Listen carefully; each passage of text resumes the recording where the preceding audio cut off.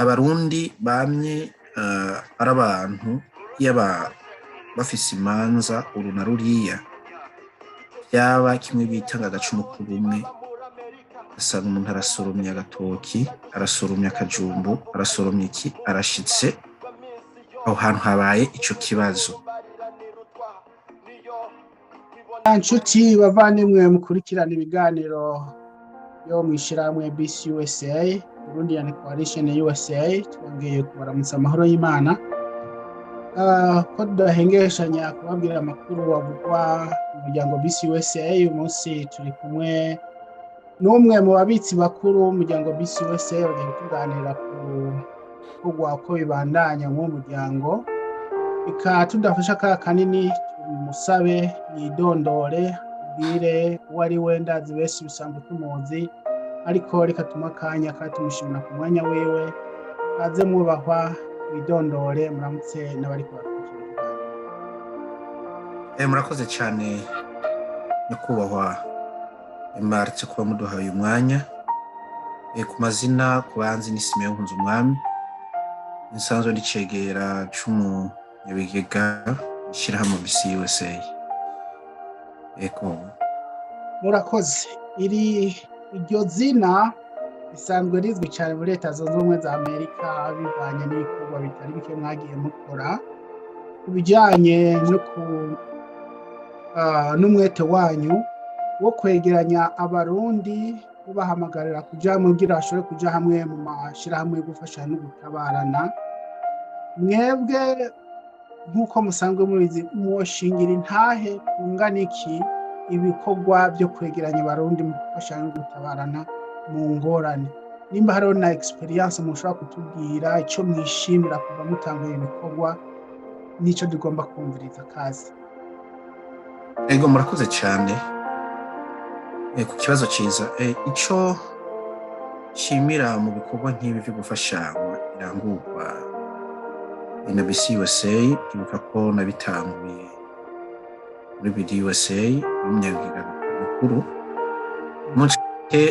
Ni igikorwa gifasha cyane muri community, especially iyo abantu turi nk'abaje binjabuka amazi. Havye imiryango myinshi, ibice 60% y'abantu baza bavuye mu bice binjabuka amazi, usanga ata myikoro ikwiye dufise kugira ngo ibibazo iyo bidushikiriye dushobore bikemura byihuta nk'imiryango. Rero mu myaka ishika 5 maze muri mashirahamwe, nasanze benshi bashima uko usanga benshi kuronkera ikivunga 10,000, 5,000, 8,000 muri uwo mwanya ibibazo biba bishitse nka emergency kibazo, ariko mu gihe ari kumwe n'abandi kaya gafashanyo karaza kakamutera inkunga, nk'uko kera vyanye bibako tubiri tuvura n'upfu. Rero ni ikintu shima cyane bivanye na imiryango myinshi itandukanye imaze gushikirwa n'ibibazo byo kubura. Kandi amatwa dusumira ngaha muri Leta Zunze Ubumwe za Amerika bivijanye no gukuba abitavye Imana, hari uburyo bwinshi, ariko mu bisanzwe muri community y'abarundi ni ubuhe buryo bakunze gufubamwo babumva bushobora kuba bujanye n'umuco w'iwabo, mbe kuba bashobora kubakoresha ubwo buryo buba bubatwara uburyo bungana kugira bashobore guhangana n'ico kibazo cyabaye?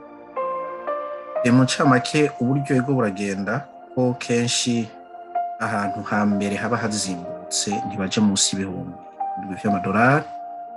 Rero kera tararonka uburyo kenshi twakora koresha go fundraising, mugabo mu gihe amashirahamwe amaze kuboneka byarorohereye abantu benshi ko baronka ubwo buryo bwihuta kugira ngo bashobore guhamba ababo. Rero ivyo ni mu bice bizimbutse, ibice bizimvye usanga ariko 10, 11, 12. Uravye kwegeranya amafaranga nkayo naho umuryango uba wifise ibice emergency usanga kitoroshe, ico gituma bamwishira hamwe bifasha kandi ibiha umuryango gutezurirwa mu gihe ibibazo nk'ivyo bishitse. Yego, ibyo birumvikana kweri. Ariko ku bijyanye n'umuco w'abarundi muri kahise kuva na kera na rindi, ibikorwa byo kwegeranya abantu ubundi bisanga bijyanye n'umuco w'abarundi, boshobora kubisobanura gute? Ni hehe bihurira n'umuco w'abarundi kugira ngo bandanye muhamagara abandi kuja hamwe? Ko ibaze yuko abatari ko bavuga ati barafise amafaranga barakorera menshi, ariko kubera iki mwiyumva muri ko kuba hamwe hari ico bifasha nk'abarundi? Ego, ico nobivuga kuva kera, abarundi bamye ari abantu yaba bafise imanza uru na ruriya, byaba kimwe bita agacumu k'ubumwe, ugasanga umuntu arasoromye agatoki, arasoromye akajumbu, arasoromye iki, arashitse aho hantu habaye ico kibazo. Rero kubera ko turi mu gihugu gikuze cyane rwose, ikibazo gishitse nturonka wa murima, ko aha ntiturima, aho uja gusoroma ushika aho hantu. Mugabo ikintu ca mbere gituma ufasha ujya muryango vyihuta ni hamwe uri kumwe n'abandi wabitse rya 10 ryawe. Irya 10 rero niryo riza risubirira wa muco umwe twakora ati funani yabuze, reka nje inyuma y'inzu n'igitoki ndamutwarire kugira ngo afashwe muri kiya kibazo. Rirya 10 aho waribitse riza risubirira cya gikorwa twakora kuva kera, bigatuma wa muco wo kumenyana no gushikiranira mu gihe habaye ibibazo tubandanya nk'abarundi. Kanatsinda ikindi gikomeye cyane no kumenyana bibamo kuva ibi bintu bitanguye no gufashanywa by'amashirahamwe kuva 2019. Ego hariho amashirahamwe yafasha mugabo yakora lokale usanga ari mu ntara, mugabo kuva bibaye nationwide byarabonetse ko tumenyana ibice bishika 80% by'abarundi.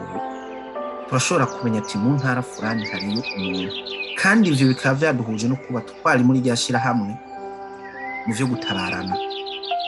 Hari igihe rero nshika ngiri mwibarabara canke ngiye ahantu kuri komfati hotel, menya ati fulani aba muri iyi ntara, uhuriye muri bwa bumwe bw'ibikorwa bwo gutabarana, reka mpemagare, hari ikibazo ngize nka emergency ndonka aho njyama. Bishoboka ko tugeze muri dusubiye muri wa muco w'i Burundi, aho bwiririye ariho usaba indaro uraza.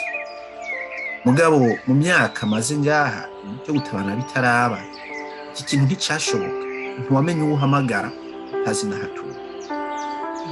Mugabo kuva community y'abarundi koze iki kintu byaraguriye abantu benshi kwiyumva ko bwa buntu bw'iwabo, wa muco w'iwabo kiwisanga. Rero hano umuntu wese uba atarakorana n'abandi yo kwegera barongoza amashirahamwe bafasha cyane. Ikintu ca mbere nabonye gitabara rwose kandi gituma udacitana wa muco n'ikirundi kandi.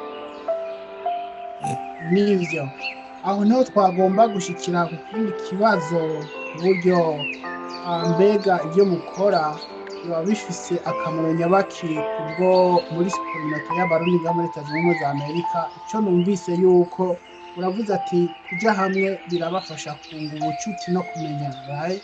Yego, ibyo ndibaza ni byiza, ntawo bideha, kandi ndibaza yuko uwo ari we wese, no mu kirundi baravuga ati ntawigira. Ariko iyo muriko muravuga ati ahantu umuntu yabitse 10 ryiwe, kumbura hariho abantu baje ngaha badashobora gukora kubera ibibazo bitandukanye, abandi bakaba batararonka uburenganzira bwo gukora, abandi bakaba kubura abanyeshuri, abantu badafise akazi. Muri BCUSA mubana nabo gute? Izo ntererano ziba zisabwa zigomba kuboneka gute? murakoze cyane. Ego, ku bantu badafise akazi muri BCUSA baroroheje cyane, kuko mu ntango ikintu cya kigoranye ryari uburyo bwo kwinjira, bari buguruye umuhoro umwaka wose kwinjira ku buntu.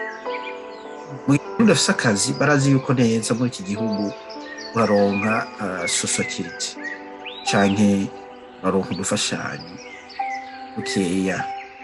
Kuravye na kera abantu bose batabarana si bari bafise amafaranga gusa. Rero muri bisi yose umuntu wese adakora muri kaya gatoyi kava muri social security atanze $10 yo ku kwezi bikazoza kumufasha mu gihe atizeye, yafasha cyane nuko tubafasha. Canke mu gihe yegeye umuntu w'umurongozi ko tugomba bwa buntu kubugumana. Jewe ndibuka ko hari abantu benshi nari kuko bavuga yuko ni kimwe kigwizana rwa rukundo Imana yadusavye ati uzufashe utazi nkuko utereye udufu twawe ku mazi, ayo mazi azodutwara uzodusanga imbere. Ndibuka n'abantu benshi badashobora kuvuga ati jewe nasusukite sindoronka mugabo sinipfuza kuva mu bandi. Twarakora ibintu vyitwa contribution, kumvikana nka community, abarongozi barongoye shirahamwe. Tuwe rero uyu munsi terera tumurihira umwaka mugabo yumvikane mu bandi. Turabikora nico gituma tuvuga ati bwa bumwe kwa runani biratuma ibintu ubona ko vyari bibazo kuri wewe bikemuka. Yes. Nibaze yuko akarorero keza mutanze ku buryo kuvuga ati mubanye n'utishoboye 10 ntabwo rivunanye cyane ku buryo ututanga ibyawe utangira n'utishoboye kuko 10 ntabwo ari amafaranga menshi avunanye. Nibaze yuko ako n'akarorero keza mutanze kumbura n'abandi bazovyumviraho bashobora kugira icyo bafashije uriko ugira ntawo nikora abana n'abandi mu gisagara fulani cyo muri Leta Zunze Ubumwe za Amerika mugabo kadashoboye kubona 10 wogira ijwi ry'Imana mu dodora ku mutima ashobora gutangira n'utishoboye kandi umwami w'amahoro yo muhungisha. Nibaza yuko muri bisi USA abanywanyi nabo baba bafise icyo baba bagomba gukora kugira namwe ibikorwa byanyu bishobora koroha kugira imfashanyo no kuyitanga.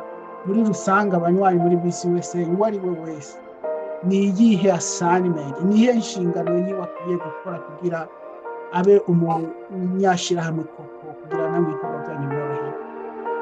Ego murakoze. Inshingano yabo ni kumwe twabivuze, iyo abantu bagiye hamwe ni ka Agacumu dukora kugira ngo kwize yamfashanyo yashinzwe n'indongozi kugira ngo bisunze vya bibazo ubwo buryo bushobore gufasha. Rero inshingano yabo tubasaba nuko bo kwitwararika, kujya witwararika ukavuga ati jewe uno munsi n'umuryango wanje ngomba tuce kurya madano. Nuko bo kwitwararika yuko imbere yuko wiyumvira ico ubanze wiyumvira ati mbega nitwasohoka nta kibazo coshika kugira accident canke kabindi yazara nkaba ngiye gutakaza nk'amadolari 50 ufungurira umuryango, nari gutanga 10 hakingira 20 hakingira wa muryango kwezi kose. Rero icyo ni ikintu novunira akagoha abantu ko nk'umunywanyi kwama yitwararika yuko ahariho hose ashobora gutsitara, akiyumvira yuko imbere yuko ukwezi gushika ku itariki 15 kwigo afise umuryango. Umva ntibiraba uraza Barundi turavyara usanga ufise nk'umuryango w'abantu 10, 12, 13 ubwo wumve ni 20 gusa uwo muryango wose ugasanga urawukavarinze kuko ije imyaka 18 amadora 10. Uruvyo rero ni ikintu jewe nabonye ko abantu benshi bagiye kimenya mu gihe bashikiwe n'ibibazo baduhamagara je bya bibazo byanshikiye tugasha turahaba tugasanga rya 10 ryaramunaniye gutanga kugira ngo dukure muri rya 10 yamfashanyo nini cyane iza kumufasha cya kibazo. Rero akagono bavunira nuko kujya uharura ibira ati ntayirisha ibire hari ikindi kibazo gishobora gushika umuryango wanje ukangire kuja hanze cyabakishwa n'imbeho no kuciyumviro cyo kuvuga ati umuryango wanje nawo ndashobora kugira ikindi kibazo gishobora kuruta ibiri nkeneye ko gikavaringa akacimva kuko urazi ko isi USA ninda igeze ku mezi 6 ukaba wumva ko ico kibondo kizohambwa baragikingira umuryango kandi uvuze ko umuvyeyi yo yiba wibungenze ni ikintu gishika giturumbuka kubura umwana umwanya wari wose mugabo urumva kuvuga ati ndakingiwe za gufasha bitandukanye kandi arico mvuga ati n'abanywanyi bakwiye kwiyumvira bitandukanye na kimwe twita life insurance sindakubije kutora life insurance twese tunazo mugabo wumve ko life insurance kugira ngo izogushikirwe ya package wasinyira haraba processes yo gukurikirana uwo muntu yapfuye gute byagenze gute nawe ugasanga amaziko dukunda gukora ntarenze indwimwe imbusibiki ijya bahasha kugira ngo life insurance izoyirekure uzobanza gusamba nk'ukumenga ni wowe wishyuye uwo muntu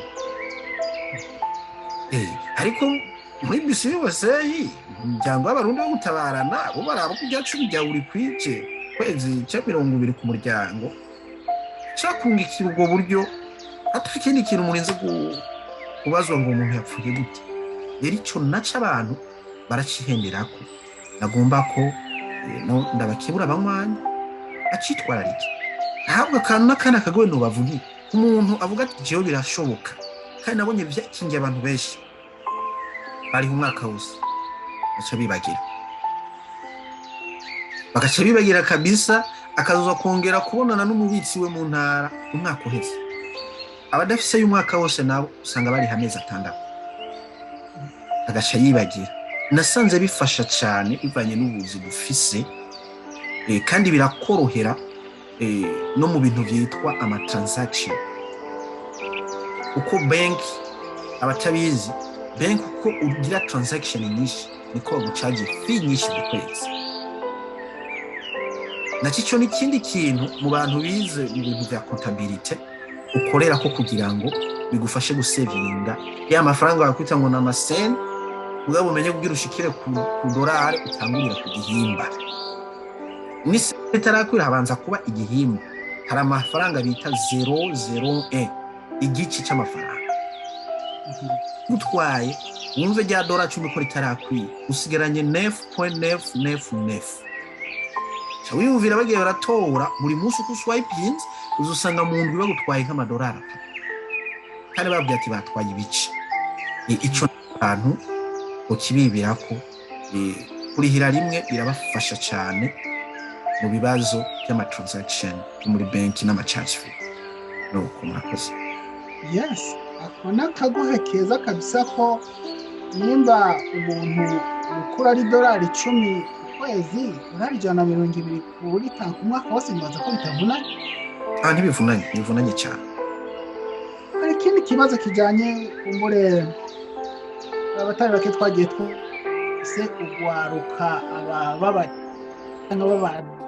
baresa bariko barenze imyaka 18 biragoye kubumvisha biyunga n'amashirahamwe hena yagubabwiye ibintu byinshi wobo no kubipfa bipfa ariko ababyeyi bobyitwaramwe gute nkamwe mwabibonye muri iyo myaka 5 yose ntihabuze ibintu mwabonye kuko iyo abantu bavuga ati abantu barapfa nimba hashobora n'indi mu gitaravuka ishobora gukoroka n'abadoresa bose bashobora kugena n'abatari bake twumvise bamwe bapfa mu buryo butandukanye ariko ababyeyi bohangana n'iyi challenge gute igihe abadoresa babo badashaka kwiyunga n'amashirahamwe hena murakoze cyane bugiye bavuga ngo umuntu wese arafise ibibazo nuko atabazi afise ivyari byo aba scientists aravuga ati umuntu wese yama afise ikibazo nuko atamenya ikibazo cyari cyo rero aho abadoresa twihendera tuzi yuko ikibazo ari gupfa gusa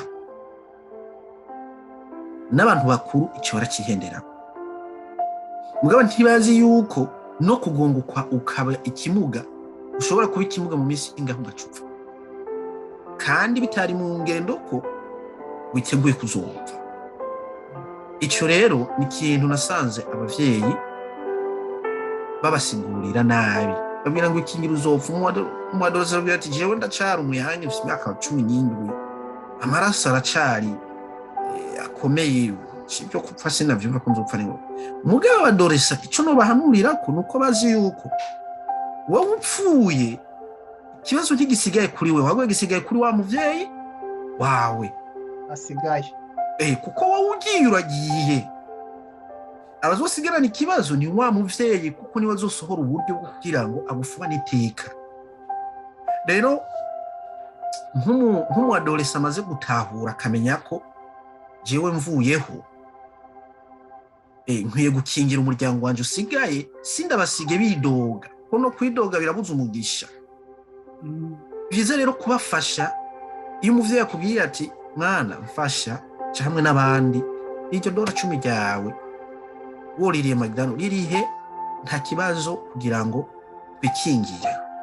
Wumva umuvyeyi umuntu w'umuadolescent uciye ubwenge ubanza kumvira impuhwe yica umuvyeyi akubwiye, kuko aba yabonye imbere. Naho kenshi twavuga ngo abantu bakuze nibo bapfa n'ingoga, mugabo uravye muri iyi generation tugezemo ugaruka nibwo rupfa cane. Iyo ni experience cane mubabwira. Iwe maze kuraba imyaka 5 iheze kuva muri BDUSA tugiye muri BCUSA, nkakora controle ce tukabaza n'amashi hamwe y'abakenya n'abandi yo gutabarana, Barundi gusa bikora, tukaraba majority turavya vya liste y'abantu bitaba Imana, majority n'abantu bakiri bato.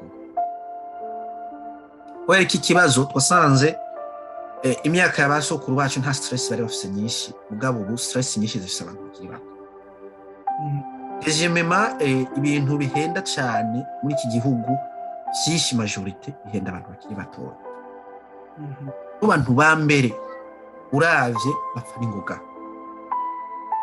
Rero ntibaze bahihendere cyane, baze bishirema ko no batekerera abavyeyi, baze babibutse ubugwarukako ico babasaba ari ku nyungu y'umuryango uzosigara kubyiwe, atari ku nyungu yiwe kubyiwe. Ko yabanzi ko jari uzotangura gupfa bari kino uri amahera. Mugabo vyumve ko hari yewe ugwaruka wosigara, mama wagatango none nindazo gufasha bwabo. Icyambere muri community wikuyemo, ntabwo ukeneye kumenyana n'abantu. Kandi ikindi twuca nibukirizaho no kumenya yuko kuba mwishira hamwe si gufasha ngo gupfa gusa n'ivyiyumviro. Ko uhuye nanje bivanye n'ico nigiye ndafise kugufasha, bivanye n'ico nzi ashobora kukwereka ati genda uku, bivanye naho mba ndashobora kukwereka ati iyo namba bitagenda neza aha haramera komsa. Ahubwo abantu bakeneye cyane ku minote n'ugwaruka kutubona. Burya ukuri ngo kurababaza ariko ntikwica. Nibaza yuko ikintu ushobora kubwira umuntu akacumva nabi, mugabo nibuka umwe bigisha amayagwa nimba arabo kwantaho kaja nabo bigisha ngo wese tuzopfa ntawe uzorusimba. Ntawe uzorusimba.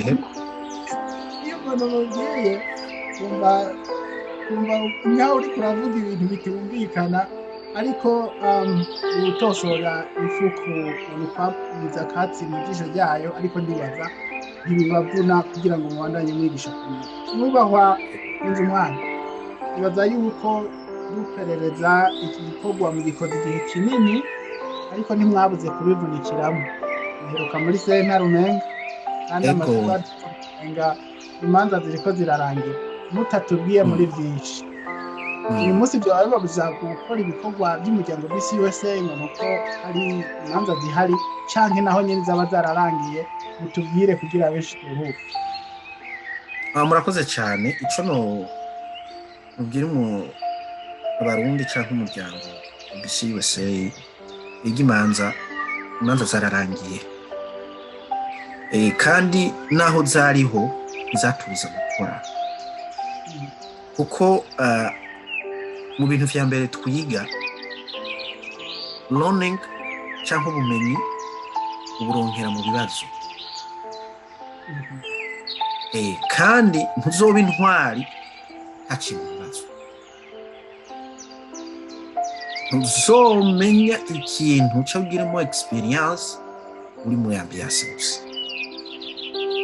Rero mu by'ukuri nobabwira yuko yaratwigishije kandi byadukuye aha bidushikana ahandi.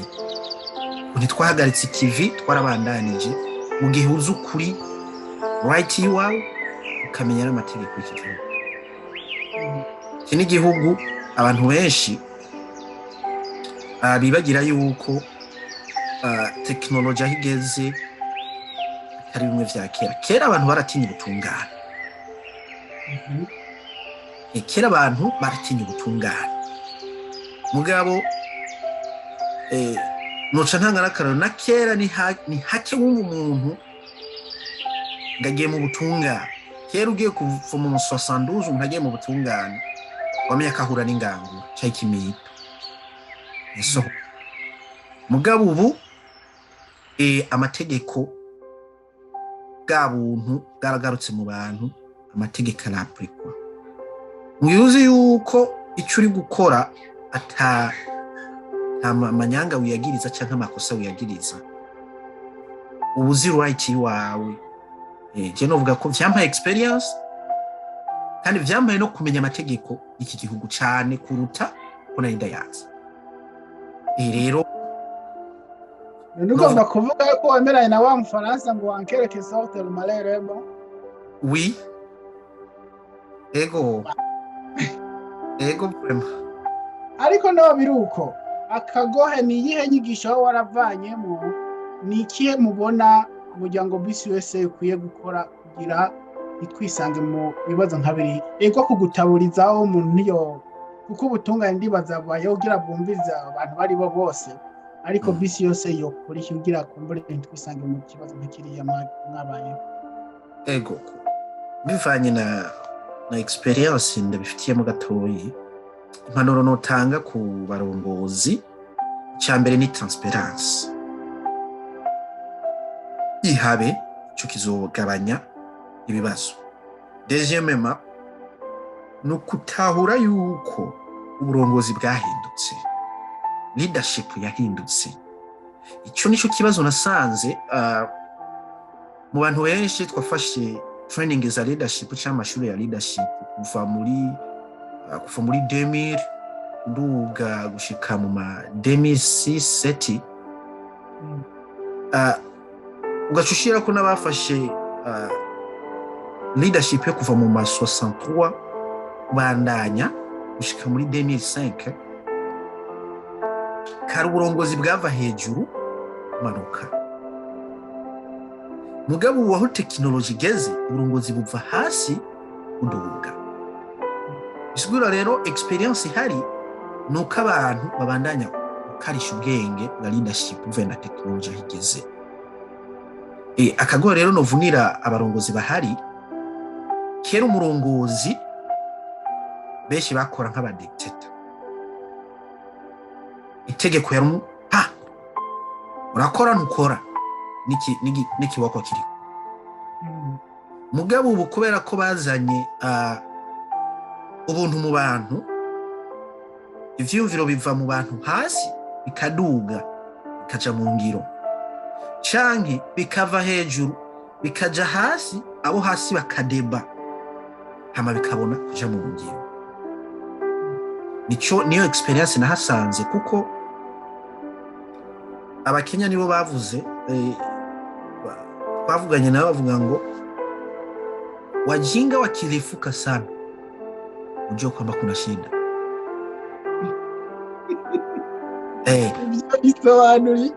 Bisigura yuko bajya abantu mwibaza yuko ari nkandagira bitabo canke ari abantu batize, ubu bose barahabona. So rero utiyo bumenyi mwe bwaki uyu kuza ngo umubwire ngo uno munsi ngo dukora ukunuku ukubera ko ngo weather imeze nabi kandi nawe afise telefone ashobora gufyonda akavuga ati uraduhenze wenda imeze neza, biragoye. Iyo niyo siguro ya uburongozi bwa kera. Umuntu yaraza akubwira ati iki kirera kandi kirabura, mugabo ubu ushobora kuza kumubwira iki kicera kandi wanakizi imbere ko kirabura kuruta wewe. Rero leadership kenshi ibibazo abantu bari guhura navyo, ntibakarisha ubwenge tena kumenya ati mbe tekinoloji igezehe, umwe naziga katazi mbega yobazi. Rero mu gihe abantu baciye ubwenge ari benshi, ucumenya rero kugira neza uburongozi bw'ubuntu bwo kumenya ati ikintu cyose ni gice muri vote mbere ko cemezwa abantu. Iyo ni experience nakora. Ego. Ariko hari ikibazo c'amakenga c'amatsiko umugane w'abana. Kubera ko abantu benshi mu ndongozi bo muri bisi wese muvuga mutuje nuko mutazi kuvugira hejuru. Icya mbere bivana n'ukuntu umuntu yarezwe na training awe muri leadership. Kubera baravuga yuko umwarimu w'iwawe cyangwa umwana w'iwawe ni wamurera umukankamira kabona ntibikunda, kamurera umworosha kabona ntibikunda, wigenda inzira yo kumenya ati uyu mwana ngiye kumenya ikibazo afise muri mentality.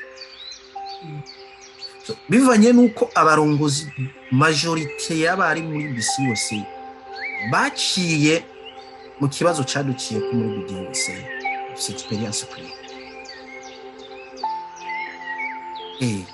bafise experience ikwiye.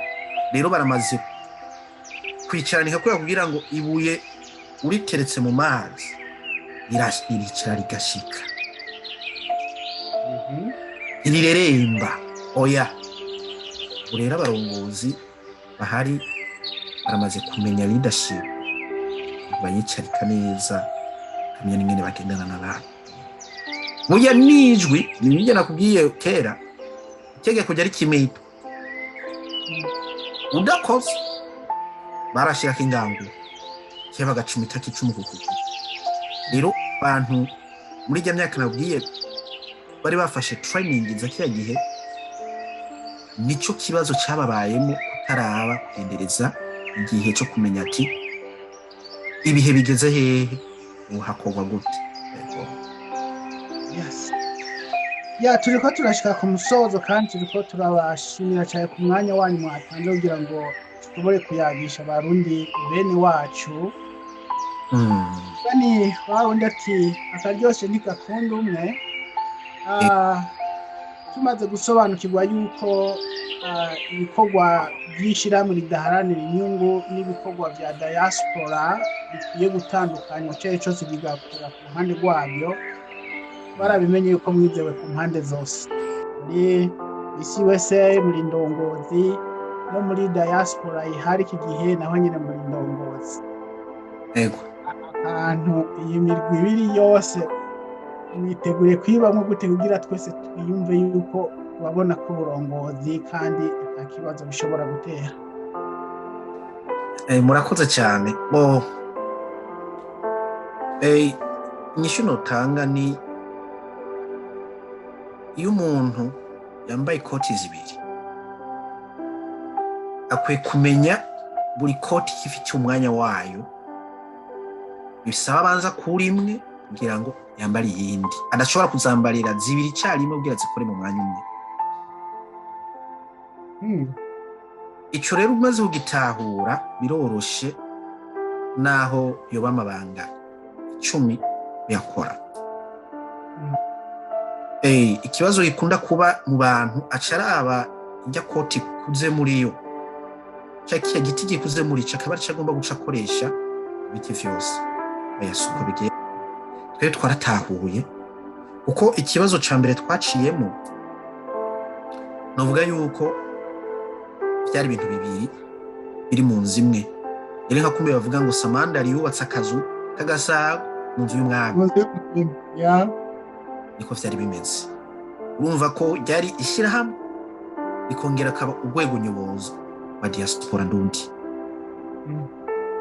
Aho rero niho byari bitandukanye. Mugabo ubu kubera ko babonye ko hari ikibazo, urabona ko byatandukanyijwe cyane ubu ko diaspora ndundi mukora mwisunza amategeko igihugu cy'amavukiro.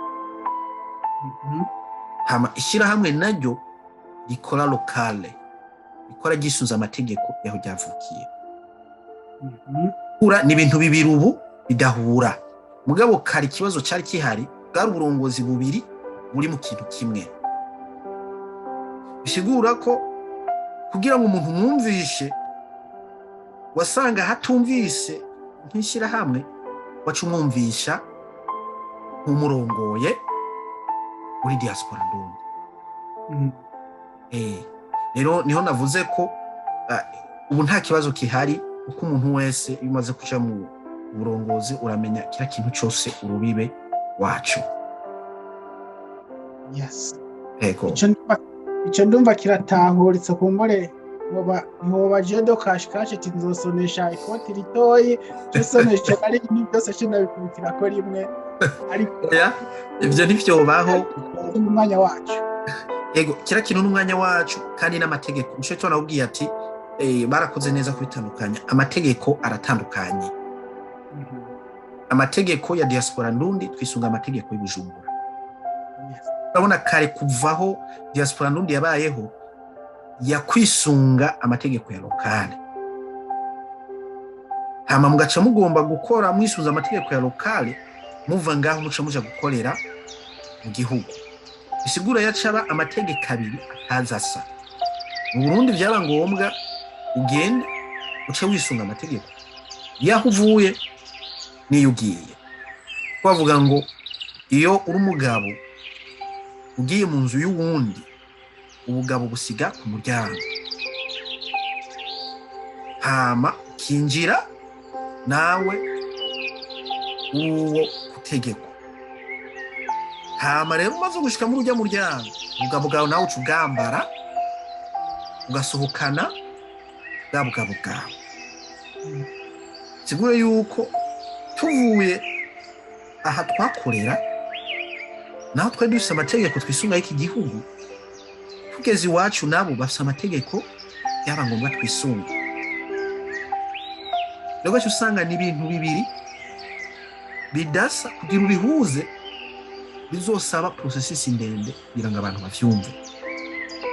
Rero ivyo ni ibintu vyatumye ubu habituze, biroroshe kumenya ati jewe ndi muri isi yose ndi gukora kugira ngo dufashanywe lokalema. Mugabo nomba ndi muri diaspora ndi gukora ku nyungu igihugu. Idirect. Rero kandi ndibaza bibayeho kubisobanura neza birumvikana. Isi USA igengwa n'amategeko agenga igihugu ca Leta Zunze Ubumwe za Amerika. Burundi ya diaspora nayo ikurikirana amategeko agenga igihugu c'Uburundi. Baze yuko ari uko nabasobanukiwe. Ego. Ariko sinogera ntakubajije nk'umuvukana. None ujya kumbure na tuto, ariko reka tukibaye. Urazi yuko abarundi tubaye ngaha muri Leta Zunze Ubumwe za Amerika ndetse no mu bindi bihugu abarundi bahungiyemwo, ntitweragize yuko igihugu c'Uburundi caciye mu ngorane zitandukanye. Hariho n'abagifise ibikomere bikiri bishasha bivanye n'ingorane baboneyeyo. Nk'umwe arongoye abandi kumbure ushobora kugera kuguhekura, muriko muragerageza kwegera kugira ngo mushobore kwegeranya abarundi batibona mwavya bice vya kera gute. Uyu munsi mugire muritaho kwegeranya abarundi b'igihugu gute? Mbese umuntu uwo ari we wese ni iyihe mesaje y'umwizero canke mesaje y'ituze mushobora gutanga mutagiye?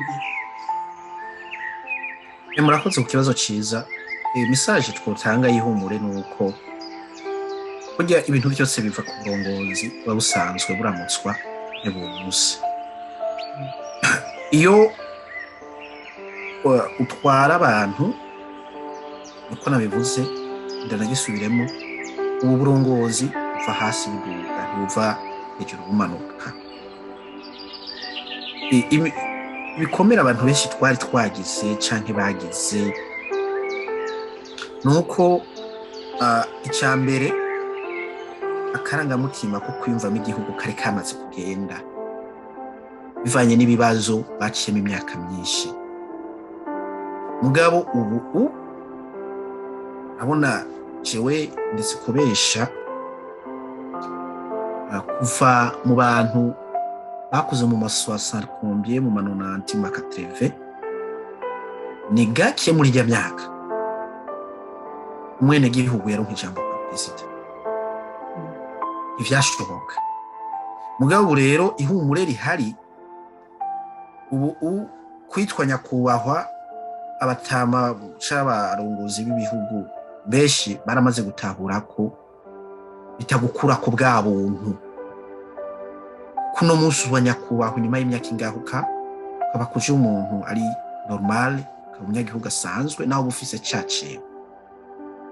Rero ubu ihumure rihari nuko abategetsi bahari baricishije bugufi kwegera abantu. Ne hagezeho perezida kiri mu myaka imbaye muri Etazini, perezida w'u Burundi ntiyabwigeraza ngaha ngaje kuganiriza abarundi vyabaho. Sigara namwumva ngo yagiye shine yagiye hehe oya. Mugabo baratahuye yuko abantu barakomeretse kandi umuntu mu kuvura igikomere nuko ico gikomere ucegera ukacutura buke buke hama umuntu agakira.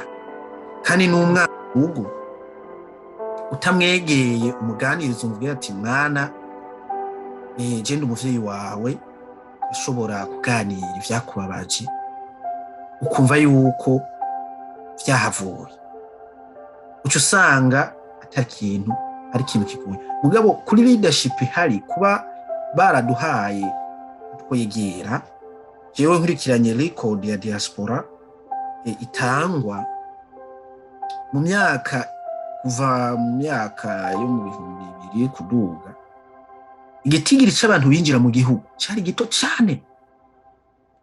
Mugabo kuva muri imyaka itatu heza kuduga igitigiri cariyongeye ibice biyengandwi kwijana c'abahora binjira mu gihugu.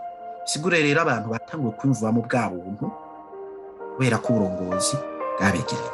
Icyo ni humure notanga kandi no ku bantu benshi ntuze ukora ikintu utishikiye canke utirondereye recherche kikakwitere ubaze uraba uvuga toya aha ndabona ntibiragenda neza. Ngabo jewe ibice by'abantu benshi baze kuvugana nabo barashima intambwe bagezeko. Kameme uravye nko ku myaka yanje kera nta access nari mfise yo kubona president oya canke premier ministre canke ambassadeur byari vyoroshe oya ntivyari vyoroshe. Mugabo ubu araganira abantu. Ibyo ni bya bintu rero bigomba ko bagomba gukiza ibikomera abantu bafise uko kugira nkire no kubanza kumva aho nababaye nakomerekeye hama ukantunganya. Rero umure no abantu canke kumva yuko ibintu vyahindutse komere vyo punguka nuko ko uburongozi bwemeye kwegera abenegihugu. Ico kirumvikana ijambo ry'ihumure mutanze kandi bavuga bati abantu barakwiye kuduza akarangamutima kabo bakiyumvamo ko ari abarundi. Nibaza yuko no muri bisi USA kuba abantu baratinyutse bakavuga ati tugize urunani rw'abarundi muri Leta Zunze Ubumwe za Amerika, ikimenyetso simusiga yuko abarundi biyemera ko hari kana kibazo bihari kandi no mu bihugu babayemwo baja hamwe bakavuga ati turabarundi kandi bakumva nta kibazo bibateye.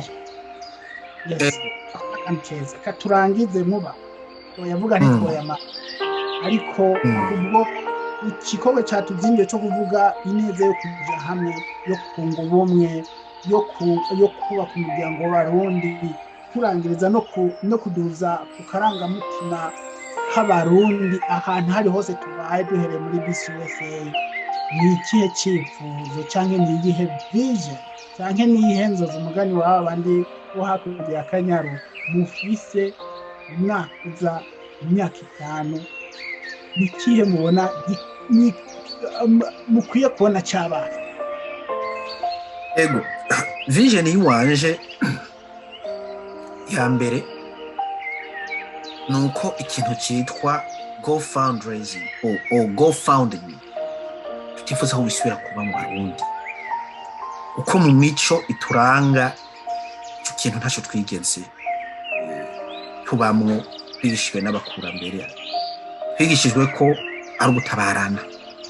Rero ntibumve yuko iki kintu cyaje gisa nk'uko umenga ni gishasha, ahubwo twazanye ikintu cyo gusubiza abantu muri bwa buntu bwabo bwo kumenya yuko twarutse cyangwa twakujijwe dutabarana ibibazo. Naho turi hanze y'igihugu kigoye, tumenye yuko tudakwiye guta ubuntu n'akarangamutima kabo turi niyo twavuye. Rero vision yiwanje mu myaka iri imbere nuko numva ko ata Murundi yagize ikibazo agatangura gukoresha gusaba intererano cye muri GoFundMe nukuri biravye ushobora kwitembereza ukwezi ubwo ugasanga abagufashije ibice 50 kwijana ni Barundi nyine. Ubwo ugakurikirana liste y'abantu batanze kuri iyo liste y'amafaranga Barundi nyine. Ucu usanga rero biriko biraba ni nko gutukisha umuryango. Majority y'Abarundi benshi bari hanze, especially itazini igihugu cya mbere gifise Abarundi benshi. Rero icyo ni ikintu nifuza kabisa muri goal yiwanje kihava. Indi goal yiwanje nuko numva yuko Abarundi basubiye hamwe bagakorera hamwe, uko bizodufasha kuraba ikije kukigwaniriza hamwe ndetse no guhana imfashanyo ikatworohera. Uko birababaje kumva ko Umurundi gushika isaha kugira ngo uronke imfashanyo kuri banki wanza kuba ufise credit nziza. Mugabo iyo turi Abarundi kuko tumenya ubuntu bwacu, tundi tuza kurondera record yawe ubayeho gute, ahubwo tumenya yuko ikibazo winjiyemo bisaba ko tugikemura nk'umwe dusangiye umuvyeyi umwe ari wo Burundi. Kandi muri fitire yiwanje nuko nifuza yuko leadership izoba mu myaka iri imbere y'iki gihugu tubonamo Abarundi. Ntidushobora kubabona tutari hamwe turereke, kuko ndavye majorite y'amaraporo aca ku buhinga ngurukana bumenyi utangwa kuronka amaraporo menshi cyane y'ugwaruka rw'Abarundi baba criminal. Cyo ikintu kibabaje. Wazanye iki turi kwigisha iki? Kandi ibyo byose biva kuri cya kintu cyo kwikumira kuva mu bandi. Uko ugiye aje kuvugana n'uwaha, hari ibintu anyereka yisunze uko igihugu gikora. Mugabo nanje mvuganye nawe nyakubahwa Martin, urafise akago mvumira wisunze yo navuye, bikangarukana muri ya pressure nari mfise yo kugomba kugenda muri systeme yaha, ikampa kuja tampo yo kuvuga ati naho ndaha nikwe kugira ubuntu iyo nari kuko bwaratumye bukingira benshi. Ivyo no naco niyo ndoto yiwanje utabona ko tubandanya kugira ibibazo nk'ivyo. Obama ntiyabaye president w'iki gihugu ari mu Kenya ko atari izindi mpanuro yahawe abavyeyi kuva hariya arandera. Rero natwe nk'Abarundi tutoronka Obama w'Umurundi aza kutupresenta ngaha bivanye na bwa bumwe bwacu twagiye hamwe tukabereka. Cyo rero icyo cyifuzo cyanje, icyo cyifuzo vyanje bituma n'ubu fise rijya shaka ryo kumva yuko ntashobora kuvirira korera hamwe muri societe z'Abarundi. Kuno munsi ninarengana umwana wanje nkeneye kumva ko azofashwa n'umurundi kugira ngo ntate akaranga k'igihugu. Bati je napfuye nagiye, mugabo abarundi basigaye baramenya ati so wanyu yari akunda gukorana n'abarundi, namwe mukwiye gufata iragi so wanyu kugira ngo mutakare muri iki gihugu. Sikasiswa rumuri biravye abo bitwa bene wacu birabure kisa nta numwe aziyo yavuye. None natwe nije twipfuza ko abana tuvyarira ngaha ata numwe azomenya iyo yavuye, kuko ntabwo azomenya iyo yavuye atabibwiye, ntabwo azomenya iyo yavuye atigishijwe umugenzo wabo, ntabwo azomenya iyo yavuye utavuga ururimi rumwe kugira avuga ati umuntu tuvuga ururimi rumwe rutandukanye n'icyongereza. Labda arazi naho papa yapfuye, iyo papa yava keneye mwegeye. Ndafasha cyane naho abantu benshi batabitahura. Mugabo gato gato turabashimira kuri ibi biganiro mukora, bazotahura igihe barakurikirana mu nyigisho zoza muracisha ku buhinga ngurukanabumenyi. Nuko murakoze. Natwe turabashimiye kandi ndazi yuko abatari bake bari babakeneye kugira ngo bandanye n'ibindi bikorwa byo gufasha abarundi bene wanyu, abarundi bene wacu. Reka tubifurize amahoro n'umugisha kandi bizeye yuko no mu gihe kizokurikira nitwagira icyo twifuza gusobanukiza cyangwa gusobanukirwa bibaye na komantere abazobona ikiganiro bazaba bashizeho, bizeye ko muri tayari kuza kongera kwihagisha abavukanye bene wanyu. Ego murakoze cyane. Ego n'uzo bafise ikibazo, nimero zanje barazizi kuri social media ziruzuye, yaba ku rubuga rwa diaspora, yaba ku mbuga za WhatsApp. Uhamagara ukabaza ni byiza cyane. Ibyo twipfuza ko twese twarabajije kugira ngo tutahure. Muvukanye turabashimiye cyane kandi tubifurije amahoro n'umugisha muri kwese na hose. Ibindongozi ntibyoroshe ariko mukomere. Murakoze cyane.